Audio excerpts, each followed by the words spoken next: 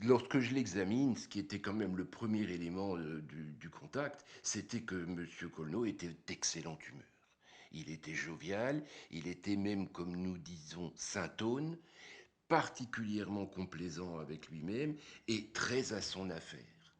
Il tenait véritablement entre ses mains l'affaire de sa vie. Là-dessus, il n'y avait pas de doute.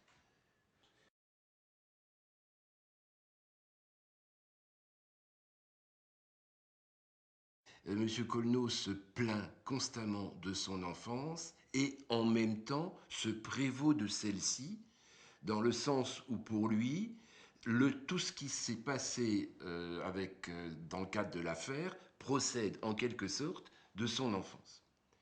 Et donc c'est ce que j'ai désigné, moi, comme une identification qui n'est pas une identité.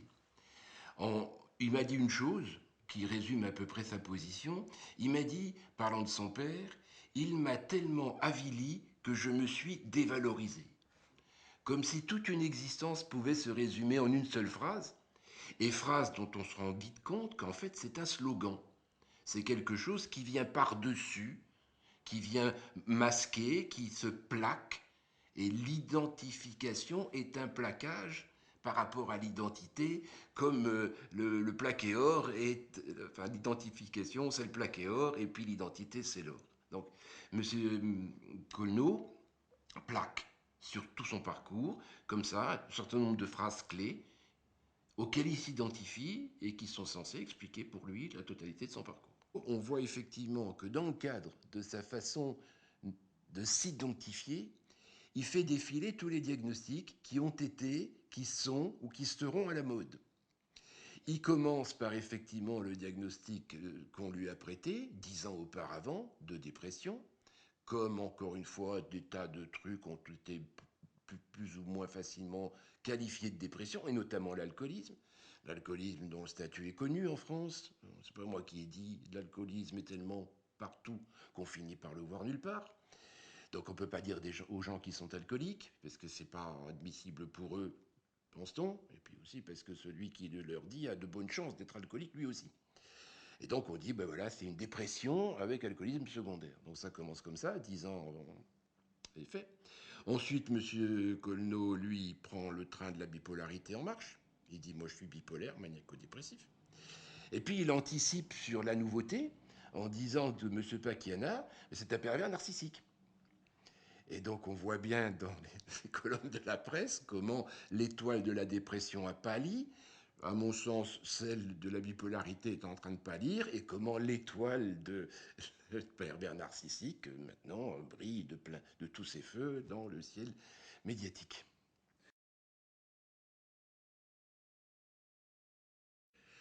Alors la question que je lui ai posée, c'est est-ce qu'il voulait que M. Pakiana l'admire? Et alors à ce moment-là, il me dit non, je voulais qu'il me respecte. Alors, pour moi, encore une fois, c'était deux personnes qui étaient en fait sur le même plan.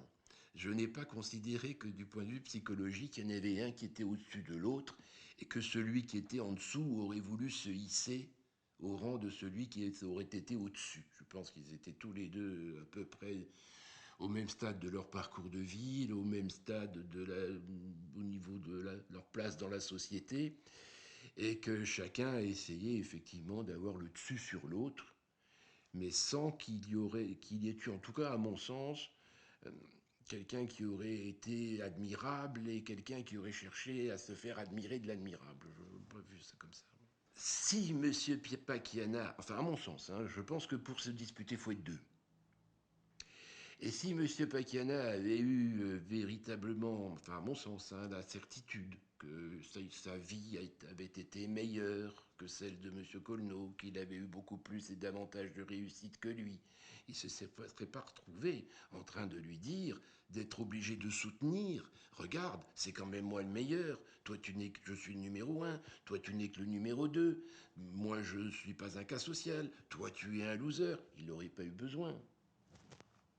En mon fort intérieur, psychologiquement, je les renvoie dos à dos.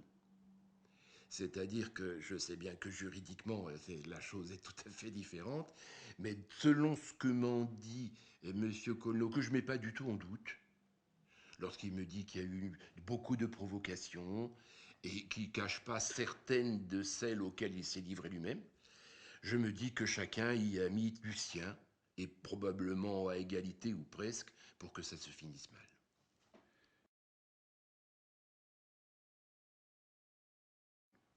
Alors, d'abord, il me relate les circonstances, hein, et il ne cache pas que c'est quand même lui qui a commencé à provoquer la victime, en lui disant « tu ne sais pas tondre le gazon ». Ensuite, il m'explique que l'autre attend qu'il y ait des spectateurs pour lui dire « moi, je ne suis pas un cas social, toi, tu es un cas social, et il faudrait tous les coller au mur ». Et alors à ce moment-là, M. Colneau, dans son identification, me dit, ben voilà, ça m'a rappelé le moment où mon père disait du mal de moi. Je suis descendu et je lui ai dit, tu me parles pas comme ça, je suis pas un cas social. Et M. Paquiana lui aurait répondu, tu es sur mon terrain, tu as bien de la chance d'être un travailleur handicapé. Donc il en aurait remis une couche, et à ce moment-là, ça aurait été la goutte d'eau qui aurait fait déborder le vase. Alors pour moi, c'est plutôt la crise de rage d'un enfant qui se rend compte que cette fois, ben, il va peut-être pas avoir le dessus. Et donc, qui passe à l'acte, qui change de registre. On n'est plus dans l'invective, on n'est plus dans l'échange de horions, comme dans les batailles du Moyen-Âge, paraît-il, c'est ce qu'on raconte, on commençait par s'insulter, et ensuite on passe à l'attaque. Alors M. Colneau est passé à l'attaque parce qu'il n'aurait pas eu le dessus au niveau de la joute verbale. Enfin, moi, il me dit, je le touche à la carotide. Il me le dit tout en me disant qu'il ne voulait pas le tuer. Mais il y a quand même cette ambivalence dans ce qu'il dit. Il me dit, je le touche au niveau de la carotide. Donc une lésion apparemment potentiellement létale. Alors effectivement, il descend avec son couteau, probablement parce qu'il se sent déjà en situation d'infériorité vis-à-vis de M. Paquiana. Et qu'il avait besoin de compenser en se munissant de quelque chose qui pouvait éventuellement impressionner son interlocuteur. Comme une espèce de rivalité, à mon sens, effectivement, de cours de récréation, et dans le cadre de cette question d'identification qui, à mon avis, qu'on retrouve à tous les niveaux dans ce dossier. Parce que là où ce qui me fait penser que peut-être M. Paquiana n'était pas si éloigné que cela de M. Colneau, c'est qu'ils étaient tous les deux dans ces histoires de karaoké, d'imitation, de compétition à ce niveau-là. C'est-à-dire d'une compétition d'ersatz. Il faut quand même dire les choses comme elles sont. Hein. C'est-à-dire c'est l'imitateur de l'imitateur, puisque notre Johnny National est lui-même aussi, d'une certaine façon, un imitateur. Un imitateur qui a réussi. Un imitateur qui a bien réussi et qui a bercé notre adolescence et dont nous dirons évidemment pas de mal du tout.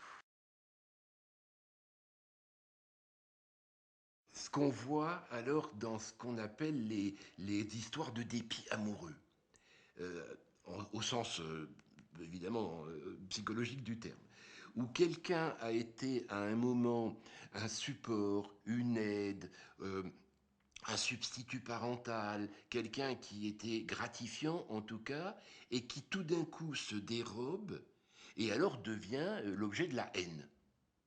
Hein. Alors ça nous ramènerait quand même à l'hypothèse de la paranoïa question qu'on m'a posée au moment de l'audience. Hein. Et donc j'ai recherché ça chez M. Colneau, justement, le fait de savoir si ça n'avait pas été une relation privilégiée qui se serait ensuite totalement inversée. Alors il n'a pas confirmé. Il a dit qu'il y avait une époque où effectivement la relation n'était pas conflictuelle. Il m'a dit, je ne sais pas si on n'a jamais le moyen de le vérifier, nous. Il m'a dit que M. Paquena l'avait aidé à déménager, lui avait avancé de l'argent pour ses meubles, qu'il avait tout remboursé, mais sans qu'on ait le sentiment qu'il y ait eu comme ça une relation très privilégiée qui se serait inversée et où l'amour, en quelque sorte, se serait changé en haine, comme ça peut effectivement arriver dans certaines circonstances, y compris criminelles d'ailleurs. Il suffit quand même pas d'avoir le sentiment que c'est Monsieur Y qui me déplace mon paillasson pour que ça fasse de moi un paranoïaque au sens psychiatrique du terme. Il faut beaucoup plus de choses que ça.